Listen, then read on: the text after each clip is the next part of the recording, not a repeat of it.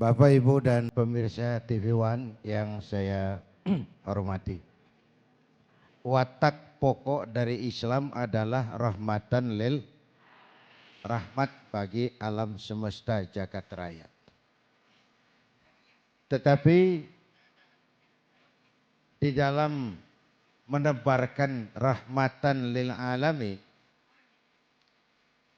Islam juga punya kaidah-kaidah untuk memelihara, menjaga, mengamankan nilai-nilai yang dimilikinya. Karena itu Al-Quran mengajarkan wa jazaa'u sayyi'atun misluha faman afa wa aslaha fa ajruhu 'ala Allah. Ini kalau perlu menggunakan kekerasan, kalau perlu. Balasan suatu kejahatan adalah kejahatan yang setimpal, jangan melebihi batas.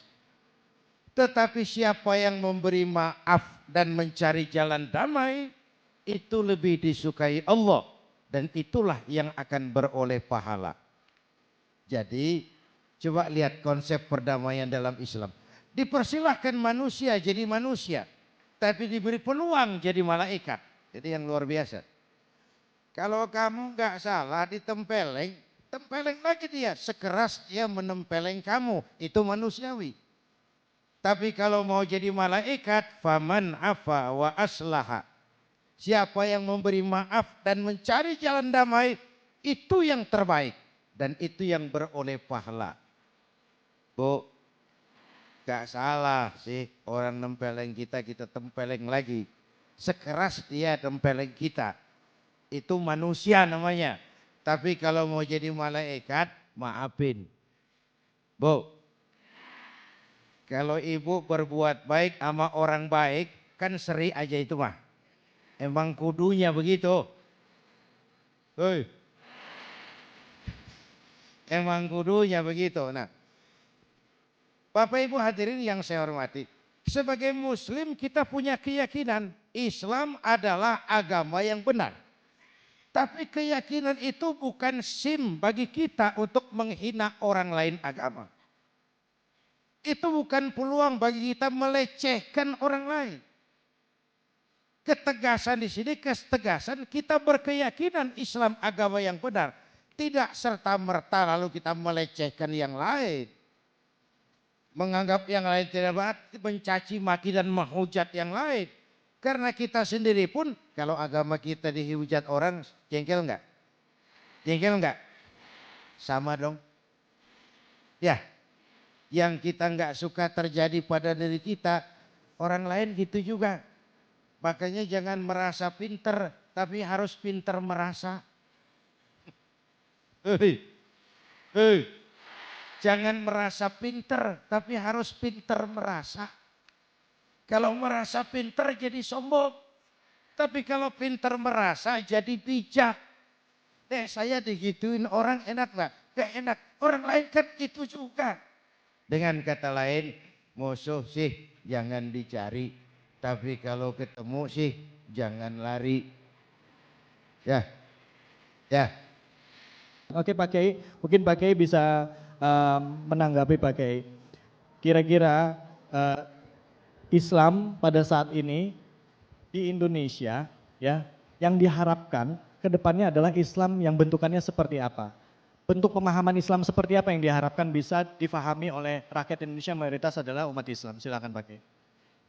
Ya. Bapak Ibu hadirin, saya mulai dulu dengan masalah pemimpin. Buat kita yang suka ngaji, fikih udah ngajarin sebenarnya ya. Kalau cari imam tuh syarat pertamanya a'lamuhum. Orang yang paling alim di kampungmu siapa? Pilih jadi imam. Yang paling alim, bukan yang paling tua.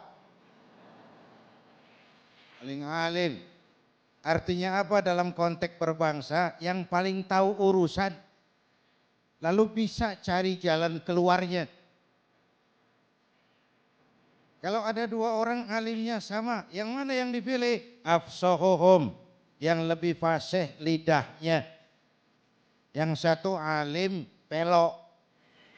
Yang satu alim enggak pelok. Yang enggak pelok jadi imam. Sebab enggak sah orang fasih bermakmum kepada imam pelok. Pak, ini imam pelok, makmum pelok semua. Sah. Namanya kampung pelok. Ya nih. Apa-apa. Yang fasih itu dalam konteks berbangsa itu apa? Yang nyambung sama rakyatnya. Enak kalau punya imam nyambung sama makmum. Ngikutnya ikhlas gitu. Rukuknya enak, sujudnya enak. Kenapa? Imam tahu benar keadaan makmum. Fasih. Fasih itu nyambung. Bu. Makanya Rasul ajarkan idza amma ahadukumun nas falyukhaffif. Kalau kamu jadi imam, ringankan sholatmu. Jangan terlalu panjang kalau jadi imam. Kenapa? Makmum nggak sama kekuatannya.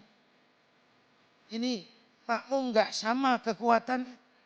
Ada makmum yang tua rentak, diri aja udah gemeter.